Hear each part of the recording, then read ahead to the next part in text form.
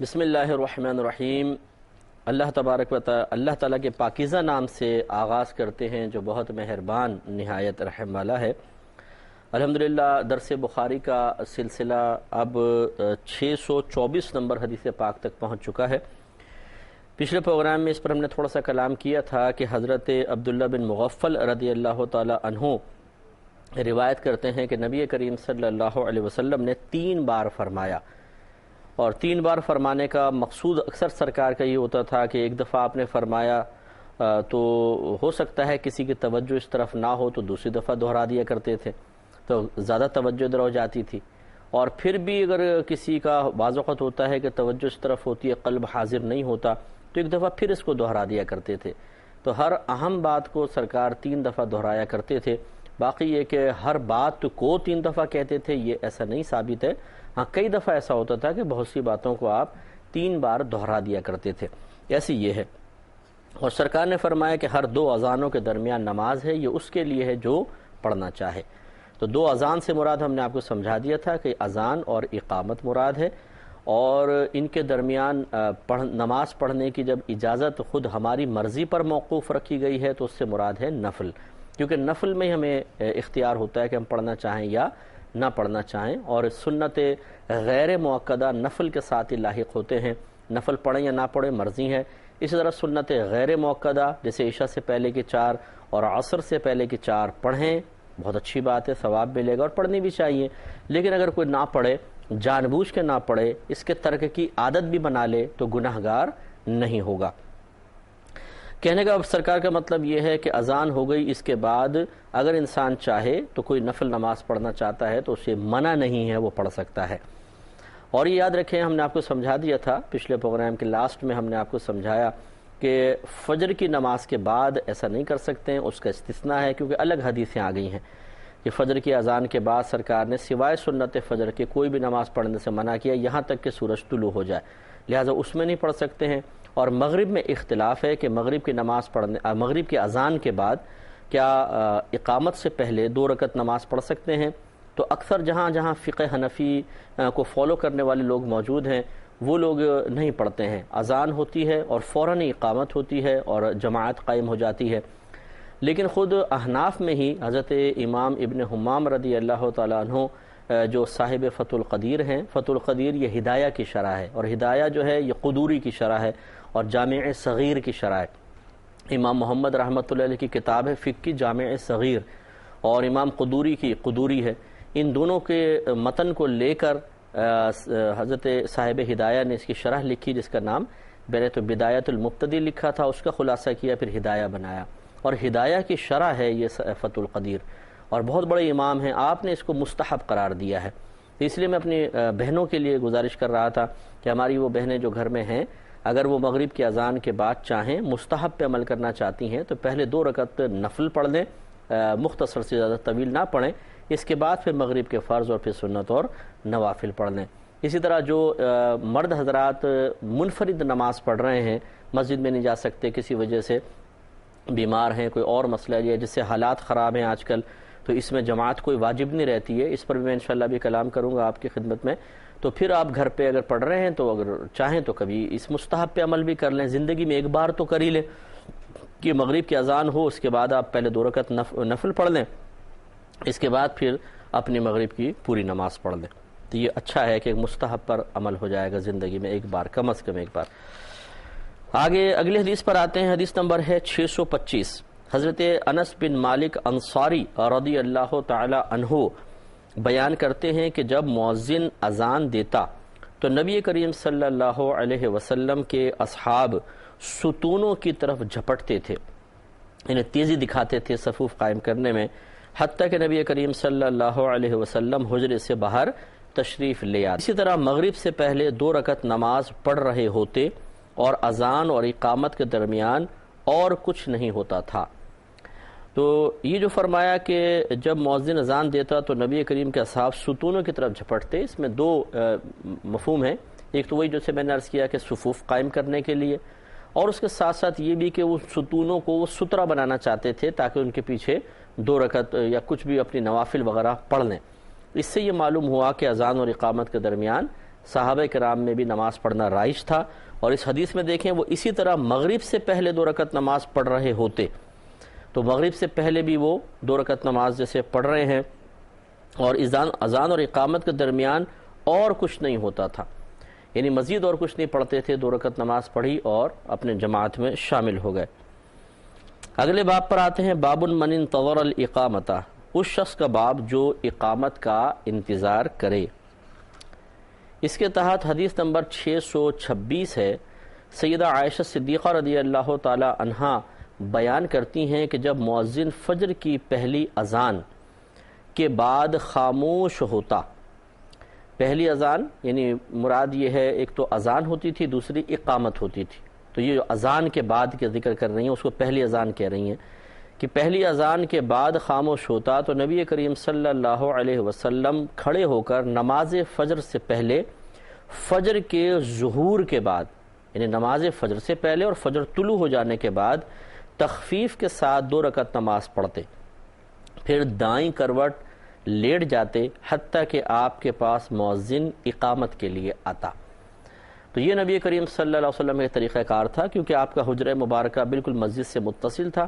تو جب اذان ہوتی، پہلی اذان سے مراد اذان ہے، اور دوسری اذان سے مراد وہی اقامت جو ہم نے پیچھے ذکر کر دیا کہ 2 اذانیں جب کہا جاتا ہے تو پہلی اذان سے مراد اذان اور دوسری اذان سے مراد اقامت۔ تو ہماری والدہ سیدہ عائشہ صدیقہ رضی اللہ تعالی عنہا نبی کریم صلی اللہ علیہ وسلم کے ایک عمل کے بارے میں ارشاد فرما رہی ہیں، کیونکہ یہ عمل ہماری والدہ ہی ذکر کر سکتی ہیں کہ حجرے میں کیا سرکار کیا کرتے تھے، ہر ایک تو نہیں جاتا تھا نہ دیکھ سکتا تھا۔ تو آپ نے بتایا کہ جب پہلی اذان ہوتی تو سرکار صلی اللہ علیہ وسلم 2 رکعت نماز پڑھتے، اور وہ بھی ہلکی سی، زیادہ طویل نہ پڑھتے، اور پھر آپ کروٹ لے کر، سیدھی طرف کروٹ لے کر لیٹ جاتے تھے اور انتظار فرماتے، حتیٰ کہ اقامت کا وقت جب ہو جاتا تو ایک شخص آ کر آپ کو پھر ذکر کرتا تھا کہ آپ تشریف لے آئیں۔ تو خلاصہ کلام یہ ہوا کہ فجر کے بعد یہ ثابت ہوا کہ نبی کریم صلی اللہ علیہ وسلم اذان فجر کے بعد 2 رکعت نماز پڑھتے تھے، مزید اور نہیں پڑھتے تھے۔ اس سے معلوم ہوا کہ فجر کی اذان کے بعد 2 رکعت سنت موقدہ جو فجر کی سنتیں کہلاتی ہیں وہی پڑھنی ہوں گی، اس کے علاوہ نہیں۔ آگے بیان کرتے ہیں، اگلا باب قائم کرتے ہیں، باب بین کل اذانین صلاۃ لمن شاء، ہر 2 اذانوں کے درمیان اس شخص کے لیے نماز ہے جو پڑھنا چاہے۔ روایت گزر چکی ہے، حضرت پھر دوبارہ دیکھ لیتے ہیں اس کو، 627 نمبر حدیث پاک ہے وہی جو پیچھے گزر چکی۔ حضرت عبداللہ بن مغفل رضی اللہ تعالیٰ عنہ کہتے ہیں کہ نبی کریم صلی اللہ علیہ وسلم نے ارشاد فرمایا کہ ہر 2 اذانوں کے درمیان نماز ہے، پھر تیسری بار فرمایا یہ اس کے لیے ہے جو نماز پڑھنا چاہے۔ تو جہاں اختیار دے دیا جاتا ہے وہاں نفل مراد ہوتے ہیں، گویا کہ اذان کے بعد نفل پڑھ سکتے ہیں، لیکن ہم وضاحت کر چکے ہیں کہ فجر کی اذان کے بعد صرف سنت موقدہ 2 رکعت سنن فجر پڑھیں گے، نوافل نہیں۔ اور مغرب کی نماز کے بعد اگرچہ ہمارے ہاں رائج نہیں ہے، احناف جہاں جہاں ہیں حنفی لوگ، کہ مغرب کی اذان کے بعد 2 رکعت ہلکی سی پڑھی جائیں نفل، اور پھر اقامت ہو، پھر اذان مغرب ہو، لیکن ہمارے خود علماء احناف میں سے بعض نے اس نماز کو بھی مستحب قرار دیا ہے، تو اچھا ہے پڑھ دیا جائے تو بہتر ہے۔ اگلا باب قائم کرتے ہیں کہ جس نے باب من قال لیؤذن فی السفر مؤذن واحد، اس شخص کا باب جس نے کہا کہ سفر میں بھی ایک مؤذن اذان دے۔ 628 نمبر حدیث پاک ہے، حضرت مالک بن الحویرث رضی اللہ تعالی عنہ بیان کرتے ہیں کہ میں اپنی قوم کی ایک جماعت کے ساتھ نبی کریم صلی اللہ علیہ وسلم کی خدمت میں حاضر ہوا، ہم آپ کے پاس 20 راتیں ٹھہرے، آپ بہت نرم دل مہربان تھے۔ جب آپ نے دیکھا کہ ہمیں اپنے گھر والوں کی یاد آ رہی ہے تو آپ نے ارشاد فرمایا کہ تم اپنے گھر لوٹ جاؤ اور ان میں رہو، یعنی اپنے گھر والوں کے درمیان رہو، ان کو تعلیم دو اور نماز پڑھو، اور جب نماز کا وقت آ جائے تو تم میں سے ایک شخص اذان دے اور جو تم میں سے بڑا ہو وہ نماز پڑھائے۔ تو یہ حدیث پہلے بھی گزر چکی ہے اور اس کی میں تھوڑی سی وضاحت کر چکا ہوں، ایک دفعہ پھر مختصراً اس پہ کلام کر لیتے ہیں کہ پہلے دور میں ایسا ہی ہوتا تھا جب شروع اسلام تھا کہ نبی کریم صلی اللہ علیہ وسلم کی تبلیغ پر اثر کا اثر طویل علاقوں تک پھیلتا چلا جا رہا تھا، اور جہاں جہاں پیغام پہنچتا تھا وہاں یا تو نبی کریم صلی اللہ علیہ وسلم کے کوئی نمائندے تشریف لے جاتے تھے جن کو سرکار باقاعدہ وہاں قبیلوں میں بھیجتے تھے اور وہ تعلیم شرع دیتے تھے اور لوگوں کو احکام شرع پر عامل بنانے کی کوشش کرتے تھے، اور کبھی ایسا ہوتا تھا کہ جہاں پیغام پہنچا وہاں کے کچھ لوگ اسلام قبول کرنے باقاعدہ نبی کریم صلی اللہ علیہ وسلم کے پاس آیا کرتے تھے، اور کچھ ایسے تھے جو اسلام پہلے قبول کر چکے ہوتے تھے لیکن پھر وہ چاہتے تھے کہ صحابیت کا درجہ حاصل ہو اور نبی کریم صلی اللہ علیہ وسلم کو براہ راست آنکھوں سے ہم دیکھیں اور آپ سے براہ راست اکتساب علم کریں اور پھر اپنی قوم پہ آ کر اس علم کو سکھائیں۔ تو اس طریقے سے قبیلوں میں سے بہت ساری جماعتیں سرکار کے پاس آتی تھیں، سرکار ان کو مسجد نبوی صلی اللہ علیہ وسلم میں ٹھہراتے تھے، ان کی ضیافت کا، ان کی مہمان نوازی کا اہتمام ہوتا تھا، 10 دن 15 دن مہینہ وہ ٹھہرتے اور پھر سرکار ان کو ان کے قبیلے میں واپس بھیج دیا کرتے تھے۔ اس سے مدارس میں قیام کے جواز کا آپ ثبوت حاصل کر سکتے ہیں کہ اسی طرح ہوتا ہے کہ ایک ادارہ قائم کیا جاتا ہے اور دور دراز سے پھر لوگ جو ہیں اس ادارے کو آ کے جوائن کرتے ہیں اور ان کے وہاں رہائش کا اہتمام ہوتا ہے، ان کے کھانے کا، پینے کا، ان کے کپڑوں کا، پھر ان کے جو سلیبس ہے، کتابیں وغیرہ ہیں، صابن وغیرہ کا، سب جو ضروریات زندگی کی ایک چیزیں ہیں کہ دوران حصول علم ایک طالب علم کو وہ چیزیں درکار ہوتی ہیں، وہ ادارہ فراہم کرتا ہے۔ اور پہلے دور میں اگرچہ نبی کریم صلی اللہ علیہ وسلم نے باقاعدہ کسی ادارے کو متعارف نہیں کروایا، صحابہ کرام ضرور آتے تھے، مسجد نبوی میں ٹھہرتے تھے، لیکن یہ ضرور ہے کہ آج کل جو مدارس ہیں وہ اسی کا ایک عکس نظر آتے ہیں۔ فرق یہ ہے کہ آج کل مدارس کے نام رکھ دیے گئے ہیں، سلیبس مقرر کیا گیا ہے اور امتحانات وغیرہ ہوتے ہیں، وہاں ایسا نہیں تھا، امتحان نہیں تھا اور سلیبس مقرر نہیں کیا گیا تھا، اس کا ادارے کا کوئی نام نہیں رکھا گیا تھا، لیکن ہوتا یہ تھا کہ مہمان آتے تھے اور صحابہ کرام ان کی مہمان نوازی کرتے تھے، یا جو صدقات وغیرہ آتے تھے سرکار کے پاس وہ ان میں تقسیم کر دیا جاتے تھے۔ اسی طرح آج کل دینی مدارس ہیں کہ لوگ ڈونیشن وغیرہ دیتے ہیں، فنڈز دیتے ہیں، بعض اپنی زکوٰۃ وغیرہ بھی دے دیا کرتے ہیں اور اس کے پھر اس کو شرعی ہیلہ کر کے یہ کیسے بھی ان طلباء تک پہنچایا جاتا ہے۔ معلوم یہ ہوا کہ اگر کوئی دینی مدارس میں طالب علم پڑھ رہا ہے اور وہ فنڈ کے ذریعے پڑھ رہا ہے، لوگوں کی ڈونیشنز کے ذریعے پڑھ رہا ہے یا زکوٰۃ لوگ دے رہے ہیں، تو اس کو نگاہ حقارت سے دیکھنا یہ جہالت کی بات ہے، اس لیے کہ یہ تو صحابہ کرام علیہم رضوان نے بھی کیا ہے اور ان کی کفالت کرنے والے خود ہمارے نبی کریم صلی اللہ علیہ وسلم ہوا کرتے تھے، لیکن آج دور بدل گیا ہے۔ اگر ایک بچہ از خود مطلب اس کے پیرنٹس فیس وغیرہ فراہم کر کے اسے کسی اچھے اسکول میں پڑھائیں تو اس کا ہماری نگاہوں میں کچھ اور مقام ہوتا ہے، اور ایک ایسے دینی مدارس میں پڑھنے والا طالب علم کہ جو ڈونیشنز کے ذریعے پڑھ رہا ہو یا زکوٰۃ وغیرہ وصول کر کے پڑھ رہا ہو، اس کے معیار میں بہت بڑا ہم فرق محسوس کرتے ہیں،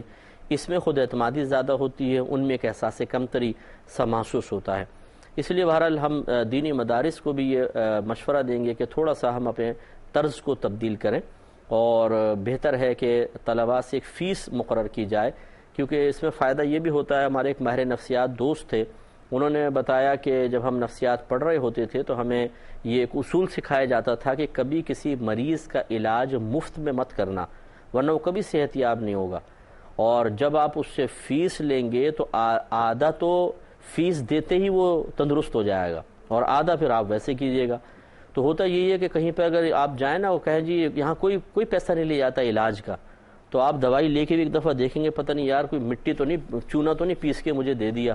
فری میں، تو ایسے ہی ہوگا۔ اور جہاں ڈاکٹر کہے کہ جی 1000 روپے فیس ہے، 1500 2000 روپے فیس ہے، وہاں فیس بھی دیں گے اور اپنے اندر ایک خود اعتمادی سی محسوس ہوتا پائیں گے، اور وہ چاہے چونا بھی پیس کر دے دے گا نا، وہ کھائیں گے تو کہیں گے یار کچھ لگ رہا ہے کہ ہوا ہے۔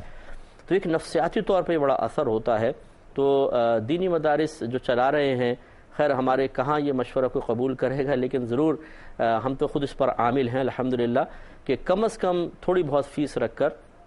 جو غریب طالب علم ہوں ان کو رعایت بھی دے دی جائے، اور ان کے ساتھ بلکہ ان کو وظائف دے دیں، آپ ان کو کتابیں پرووائڈ کریں، لیکن ایک ادارہ ایسا ہونا چاہیے جس میں یہ مطلب اس طرح کا نظام ہو کہ کوئی اپنے بچوں کو بھیجنے میں یوں شرم و عار محسوس نہ کرے کہ جی ہمارا بچہ وہاں جائے گا تو زکوٰۃ کا کھانا کھائے گا، خیرات کا کھانا کھائے گا۔ اگرچہ میں نے پہلے وضاحت کر دی کہ یہ شرعی لحاظ سے کوئی معیوب نہیں ہے، خود نبی کریم صلی اللہ علیہ وسلم کے صحابہ کرام جو اصحاب صفہ کہلاتے تھے وہ سرکار کے پاس ہوتے تھے اور اسی طرح صدقات خیرات سے ہی گزارا ہوتا تھا. لیکن اب دور بدل گیا ہے، سوچیں بدل گئی ہیں، مزاج بدل گئے ہیں، طبیعتیں بدل گئی ہیں، معیار میں ڈفرینسز پیدا ہو گئے ہیں. اب ہم اسی دور کو بے عین ہی اپنے لیے مشعل راہ بنانا چاہیں تو طبیعتیں بہت سی جگہوں پر قبول نہیں کر پاتی ہیں.